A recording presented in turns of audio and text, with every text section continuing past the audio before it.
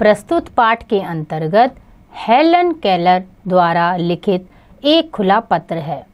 इस पत्र में हेलन ने अपने जीवन परिचय से अवगत कराते हुए बच्चों को बताया है कि हमें अपनी कमियों को या शारीरिक अक्षमता को न अपने ऊपर हावी होने देना चाहिए और न ही किसी की दया याचना का मोहताज होना चाहिए, बल्कि लगन, मेहनत और आत्मविश्वास के साथ परस्पर आगे बढ़ना चाहिए।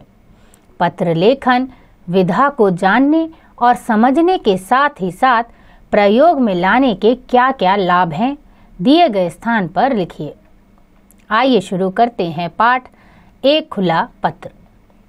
मेरे मन की आंखें, मेरा यह पत्र तुम्हें हैरान कर देगा, विशेषकर मेरा संबोधन।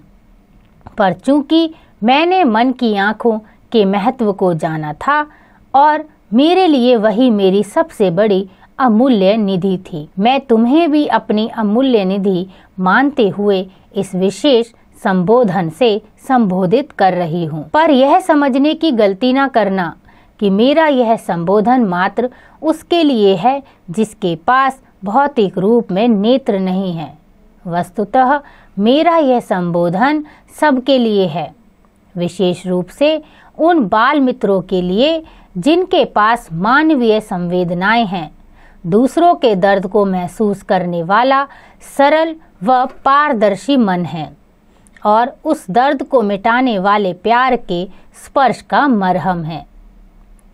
तुम यह भी सोच रहे होंगे कि आज अचानक यह खुला पत्र लिखने की मुझे क्या सूझी। इसके कई कारण हैं। आज के इस मशीनी युग में आपसी होड़, दुर्भावनाएं, एक दूसरे को नीचा दिखाने की प्रवृत्ति, शीघ्र सब कुछ प्राप्त कर लेने की लालसा सब पर हावी होने लगी है जो शारीरिक रूप से सक्षम है। इस माया जाल में बुरी तरह से फंस चुके हैं। वे दृष्टि होते हुए भी दृष्टिहीन हैं क्योंकि उनकी संवेदनाएं खत्म हो गई हैं। उनके उद्देश्य अल्पगामी रह गए हैं। अल्पगामी से मेरा तात्पर्य संकुचित उद्देश्य से है, जैसे परीक्षा में अच्छे अंक प्राप्त करना, चाहे उसके लिए अनुचित साधनों का प्रयोग क्यों न किया जाए। अपने साथी को नीचा दिखाने का उद्देश्य, चाहे इसके लिए उस पर प्रहार ही क्यों ना करना पड़े। और चूंकि मानवीय संवेदनाओं का हास्त्र होता चला जा रहा है, अल्पकालिक उद्देश्य वरीयता पाते जा रहे हैं। यही बात मैं नेत्रहीनों के लिए भी कहना चाह रही हूँ। वे सोचते हैं कि नेत्रहीन के रूप में एक ऐसा अमोघ अस्त्र उनके पास आ गया है कि वे उसके माध्यम से अपनी कोई भी नाजायज मांग मनवा सकते हैं। अरे भाई, तुम्हारे पास तो एक प्रबुद्ध छठी इंद्री है, समय के पास देख सकने की और मन के भीतर झांक सकने की। उसका प्रयोग क्यों नहीं करते? तुम्हारे पास इतना संवेदनशील मन है, उसका दरवाजा क्यों बंद कर दिया? तुम्हारे पास सामर्थ्य है अपनी उच्चतम प्रतिभा को पहचान कर उसे जागृत करने का। ऐसा करके अपने दम पर अपनी प्रतिभा की रोशनी से अंधेरे को दूर क्यों नहीं करते हो? तुम्हें अपने बचपन की कुछ बातें बताती हूँ। जब मैं बहुत छोटी थी, घातक रूप से बीमार पड़ी। बीमारी ठीक होने पर पता चला कि मेरे देखने, सुनने और बोलने की शक्ति चली गई है।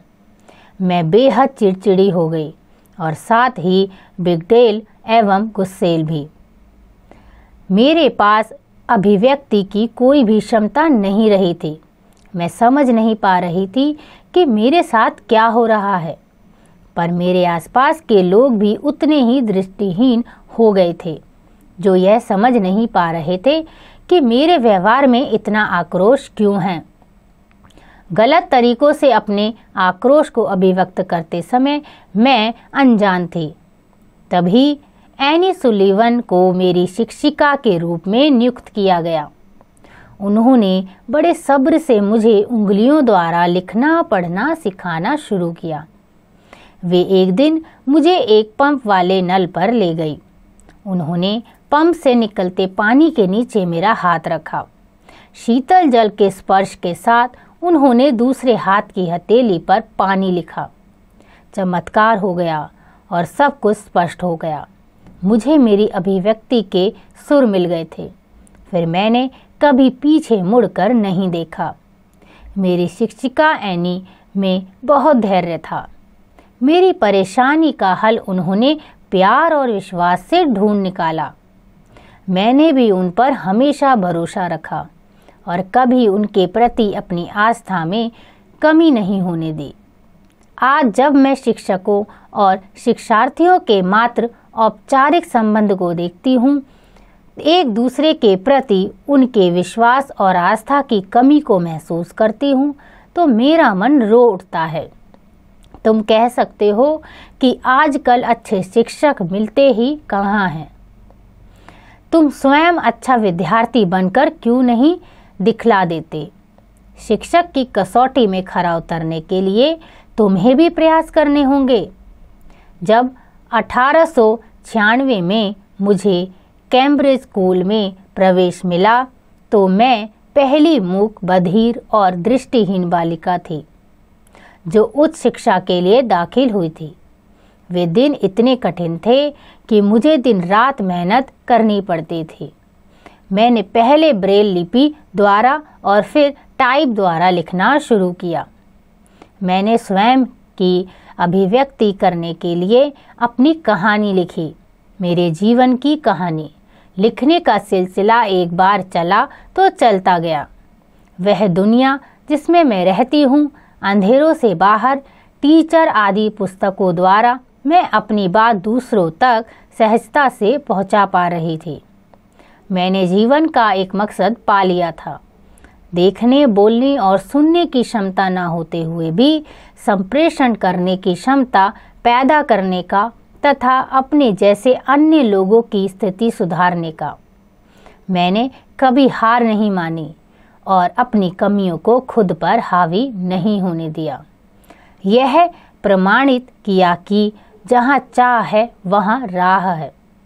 इसलिए मेरे प्यारे बच्चों, अपनी क्षमताओं को उभारो और इस क्षमता को विकसित करने के लिए अपनी अभिव्यक्ति का माध्यम ढूंढ निकालो।